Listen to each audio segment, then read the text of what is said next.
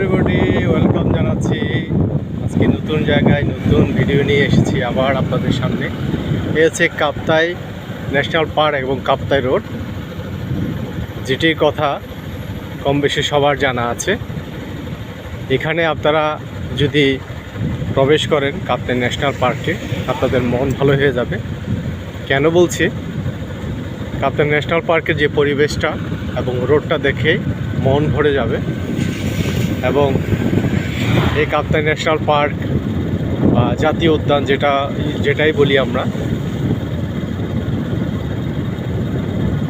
প্রাকৃতিক সম্পদে ভরপুর এই কাপ্তাই ন্যাশনাল পার্কটি।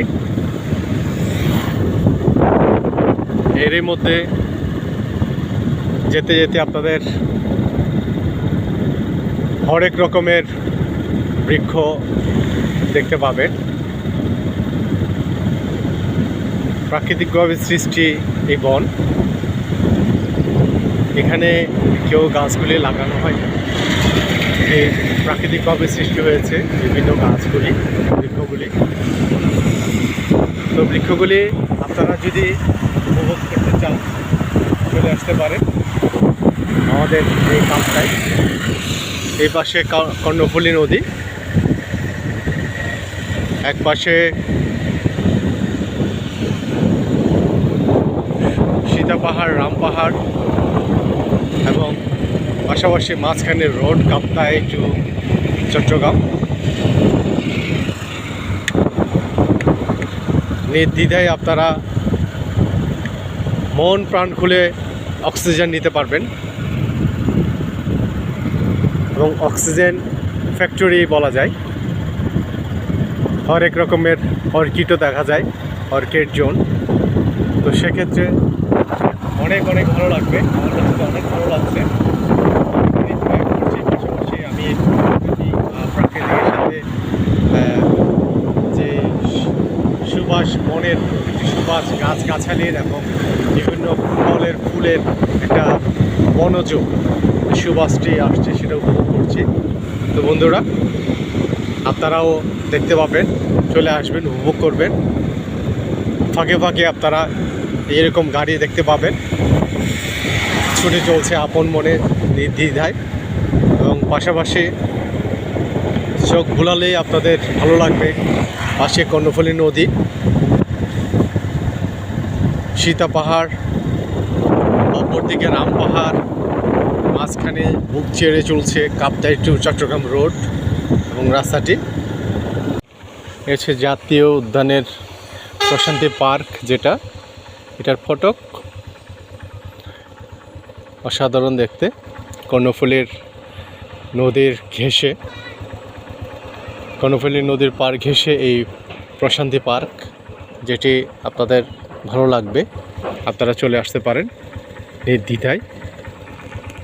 বালুচর,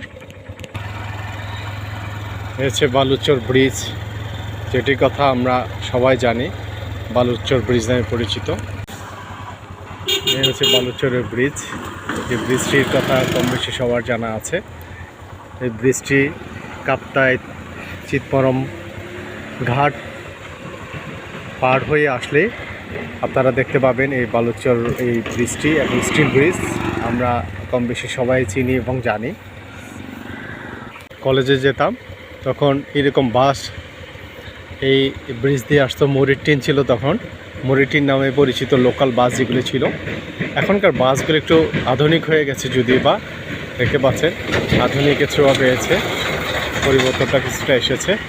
তো আমরা এই আধুনিকতার ছোঁয়ার পাশাপাশি